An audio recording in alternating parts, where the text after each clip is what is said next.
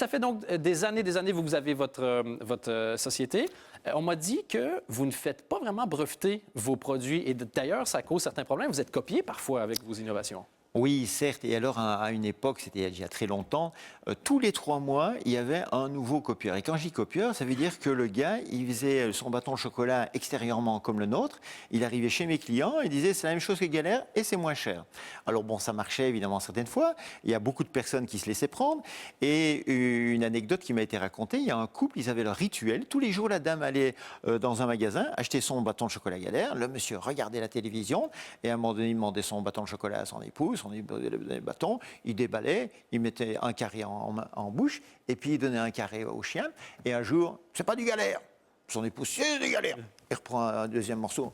Je te dis que c'est pas du Galère. Ah ouais, je te dis que c'est du Galère. Eh bien, allume. Et il allume, et tu vois que c'est pas du Galère. Et regarde, le chien l'avait pas mangé.